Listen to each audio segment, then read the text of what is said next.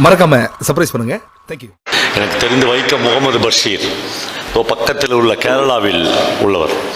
ஒரு முறை பஷீர் எழுதி கொண்டே இருக்கிறார். காலையிலிருந்து எழுதுகிறார். நைட்டை பசிக்குது.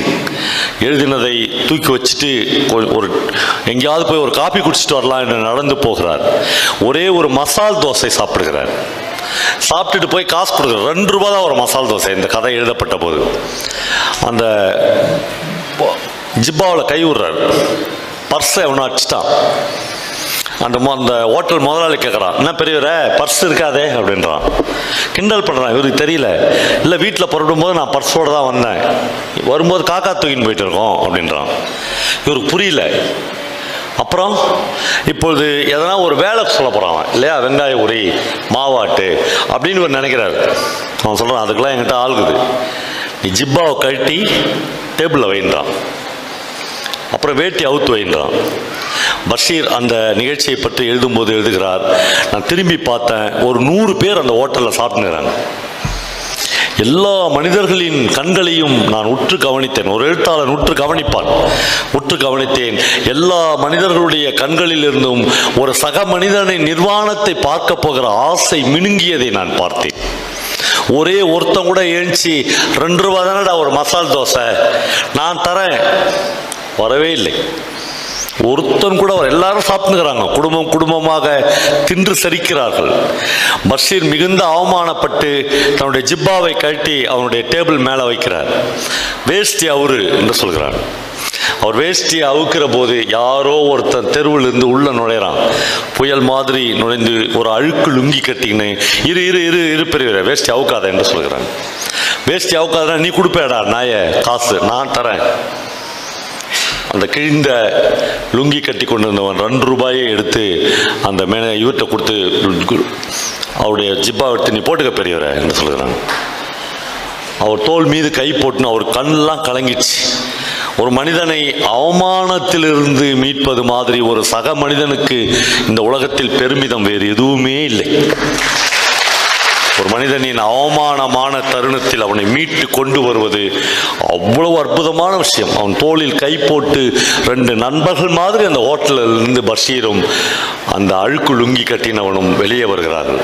வெளியே வந்தோடனே அவன் பஷீரை பார்த்து சொல்கிறான், என்ன பெரியவரை ஜாக்கிரதையாக இருக்கணும்மா, திருட்டு பையன் ஊராயிடுச்சு இந்த ஊர், இந்த பாரு இதில் உன் பர்ஸ் எது என்று ஒரு 20 பர்ஸ் எடுத்து காமிக்கிறான். பஷீர் சொல்கிறாரு, என் பர்ஸ் அவன்கிட்ட தான் இருந்துச்சு, நான் எடுக்கவே இல்லையே, எடுக்கல, இருக்கட்டும் அவன்கிட்ட தான் இருக்கணும், என் பர்சன் விட்டேன். அவன் ஜாக்கிரதையாக பெரியவரை தோசைக்கு நான் காசு கொடுத்தேன் சொல்லிட்டு போயிட்டான். அவர் அடுத்தது எழுதுறாரு. அதான் ஒரு எழுத்தாளனுக்குரிய இடம். அவர் எழுதுறாரு, இவன் பேர் என்னன்னு கேட்க மாட்டேன், பர்செலாம் எடுக்க வேணாம், அவன் பேர் கேட்கணும்ல, கேட்க மாட்டேன். அதனால் என்ன, அவன் பெயர் அறம் என்றோ அல்லது கருணை என்றோ இருக்க வேண்டும் என்று சொல்கிறார். அப்போ ஒரு பிட்பாக்கெட் அடிக்கிற திருடனை பார்த்து உன் பேர் அறம் அல்லது கருணை என்று இருக்க வேண்டும் என்று சொல்லுகிற தைரியம் இந்த உலகத்தில் பிரதம மந்திரி கூட இருக்கார், எழுத்தாளனுக்கு மட்டும்தான் இருக்கு. ஒரு பிரதமர் சொல்வார், அப்படியே ஒரு திருடனை பார்த்து ஹலோ மிஸ்டர் அறம் என்று ஒரு திருடனை பார்த்து சொல்வாரா? அது எழுத்தாளன் தான் சொல்ல முடியும். வாழ்நாள் முழுக்க இந்த எழுத்தாளர்களை தமிழ்நாடு எப்படி வைத்திருந்திருக்கு?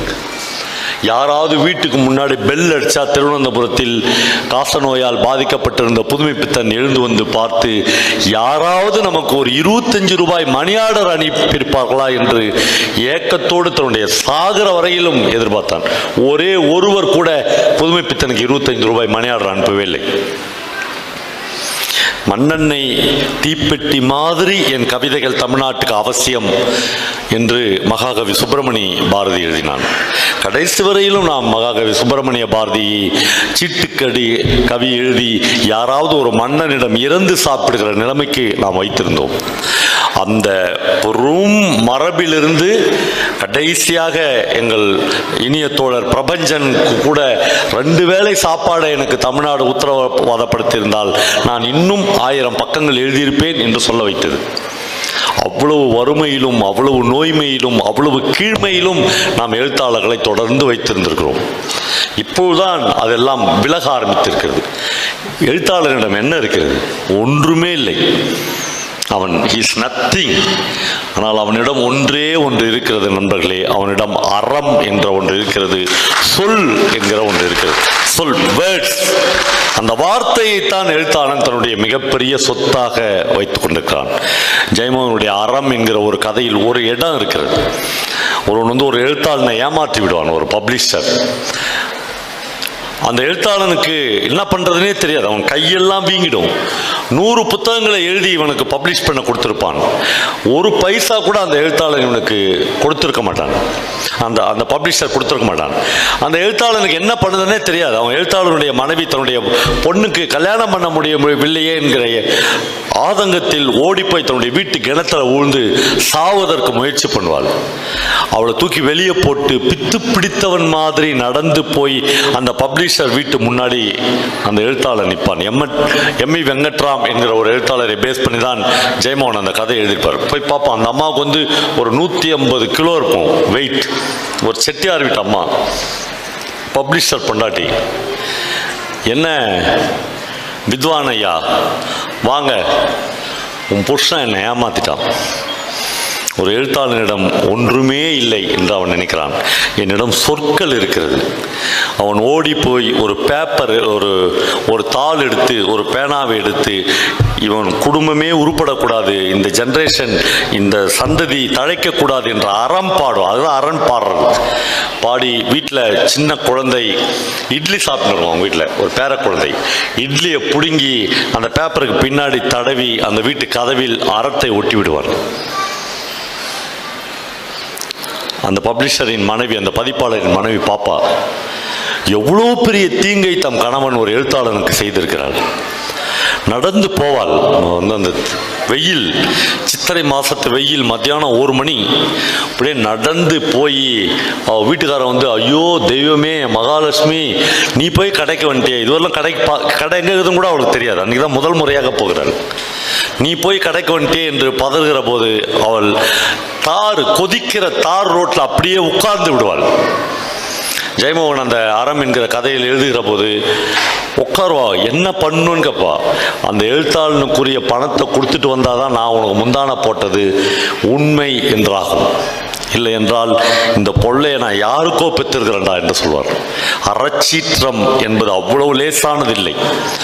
இந்த கடனை உடனே வாங்கி அவ்வளவு கைமாத்து வாங்கி அவன் போய் அவனுக்கான பணத்தை கொடுத்துட்டு வந்த பிறகுதான் அந்த எழுத்தாளன் அந்த அறம் பாடின சீட்டை கிழிப்பான் அவங்க வீட்டிலேருந்து. எல்லாம் முடிஞ்சு அந்த பொம்பளையை தூக்குகிற போது அந்த கதையில் ஜெயமோகன் எழுதியிருப்பார், அந்த பெண்ணுடைய தொடை முழுக்க தாரில் ஒட்டினும்.